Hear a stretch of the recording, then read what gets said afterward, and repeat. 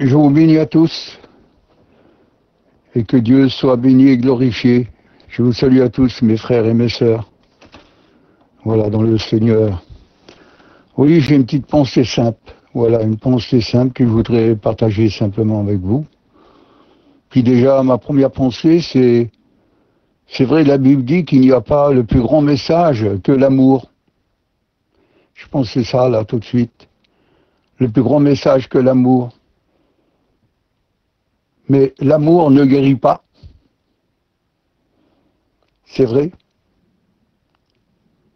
Si j'ai mon fils qui est malade, l'amour ne guérit pas. Il faut qu'elle soit associée à la foi. Je bénis Dieu. Je bénis Dieu. Et là, le texte que je voudrais partager avec vous, voilà, c'est une personne qui était malade depuis pas mal d'années. On trouve ça dans l'évangile de Marc 5, 25. Oui, c'est une femme qui était malade depuis 12 ans.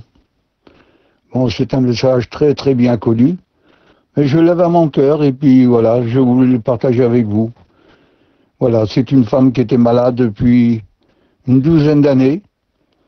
Et c'est vrai, la Bible dit qu'elle avait tout dépensé ce qu'elle possédait et elle n'avait espéré en rien. Ce n'était que empirant. Elle avait tout dépensé ce qu'elle avait.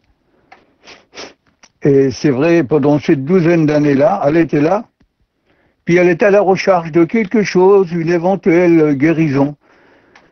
C'est vrai, elle a tout essayé, elle a dépensé tout ce qu'elle possédait, cette femme. Elle devait certainement avoir de grands biens, pendant une douzaine d'années comme ça. Et puis un bonjour, Jésus se trouvait là, à Capernaum, avec ses disciples, Jacques, Jean et Pierre. Et puis beaucoup de gens le pressaient. Et bien sûr, cette femme, elle se trouvait ici, sur le bord du chemin. Mais Jésus, certainement l'ayant vu, et il a provoqué sa foi en elle, un désir, comme il peut le faire pour beaucoup de personnes ce soir. Un désir, oui. Et cette femme, elle est rentrée en elle-même, et elle a dit tout simplement, elle a dit, si je pourrais toucher le bord de ce vêtement, je serai guéri. Mais c'est une foi que je crois de tout mon cœur que Jésus a suscité. Parce que 12 ans comme ça, à mon avis, cette femme ne pouvait pas produire cette chose. Alors, bien sûr, elle était là au bord du chemin. Mais encore, c'était une femme qui était impure. Elle ne devait pas être ici, là, à cet endroit. Ça, elle avait été démasquée, je le dis comme ça. Alors, elle était prise et elle était mise en quarantaine et elle était lapidée par jet de pierre. Mais encore, cette femme, il a fallu qu'elle soit dissimulée. Peut-être ce soir, tu es là et tu écoutes et tu es comme ça. Tu es dissimulé peut-être. C'est une femme qui était dissimulée. Elle avait certainement un chignon. Elle avait certainement, on ne pouvait pas la reconnaître. Parce que si on la reconnaissait, alors bien sûr qu'elle était mise là, comme je vous dis, en quarantaine, et elle était lapidée. Mais cette femme, elle va faire quelque chose.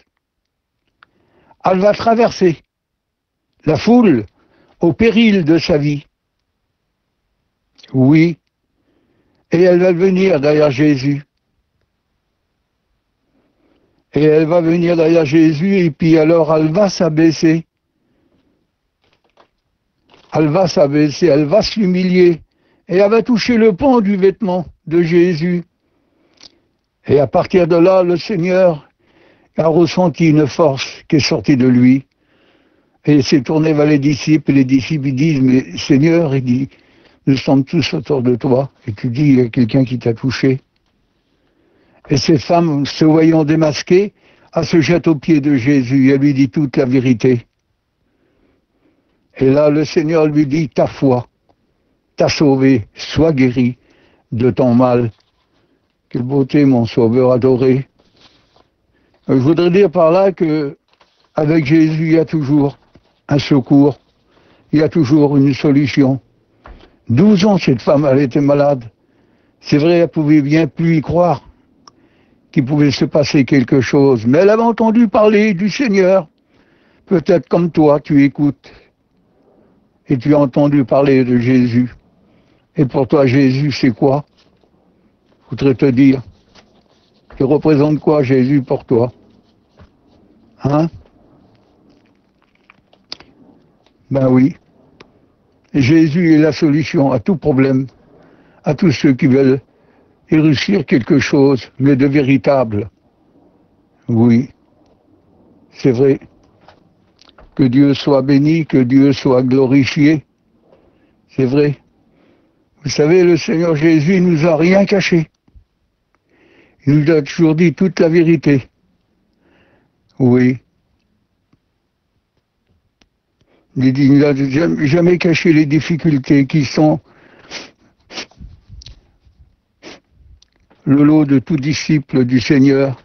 Mais communion évite correction, ce qui veut dire bien des épreuves qui nous seraient écartées si nous étions plus fidèles dans notre communion avec le Seigneur, à l'exemple de Jésus en Matthieu 14, 23, lorsqu'il laissait les disciples et qu'il allait à l'écart se mettre dans le mont des Oliviers.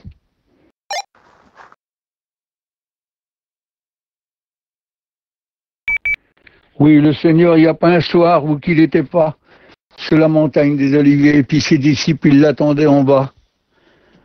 À la pointe de l'aurore, Jésus, il allait là-bas et consulter. Il avait compris son besoin de l'approbation de Dieu secrète sur sa vie.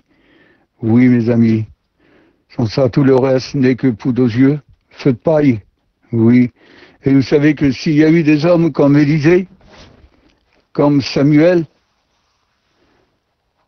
comme Paul, Jacques, les genoux de chameau, on l'appelait, tellement qu'il priait, Samuel, c'est que c'était des hommes qui connaissaient aussi le lieu secret, qui savaient se mettre à l'abri des regards, et qui savaient se tenir devant leur Dieu et reconnaître leurs erreurs comme des petits enfants. Oui, et laisser jaillir des larmes de leurs yeux comme devant leur Père. Oui, le Seigneur, c'est un Dieu d'amour et de compassion. Ce n'est pas un Dieu qui a une main tendue, c'est une main qui a d'amour, une main d'amour percée. Oui, mes frères et sœurs, je bénis Dieu. Je bénis Dieu de tout mon cœur. Voilà, osez venir devant Dieu. Osez venir vers Jésus. Matthieu 11, 28. Si on a qui se trouve dans une telle position peut-être un peu désagréable pour eux, je dirais, ben je te demanderai, mon frère, ma sœur, que tu te lèves là, à l'endroit où c'est que tu es, et je vais faire une prière. Le Seigneur peut-être, bien sûr, je le crois de tout mon cœur, que le Seigneur va te bénir si tu le crois. Voilà. Seigneur, nous voulons te rendre grâce. Je veux louer, bénir ton nom. Merci pour ces quelques mots, Barodève. Tu vois, je n'ai pas l'habitude de parler comme ça, Seigneur, dans ces téléphones. Je te demande pardon, mon Sauveur. Tu vois bien, Seigneur. Je loue ton nom, je bénis ton nom, mon Sauveur, pour tous ceux qui ont été à l'écoute. Je te demande de les bénir, de bénir mes frères, mes sœurs, Seigneur, ceux qui se trouvent dans des difficultés, des besoins particuliers, Barodève. Je te les présente. Je connais ton amour, ta bonté, ta compassion, Jésus. Je sais que tu n'as pas changé, mon Seigneur. Oh Dieu, merci, merci pour ces quelques mots encore. À toi revient toute la gloire, mon Seigneur. Merci, mon Jésus. Amen, amen.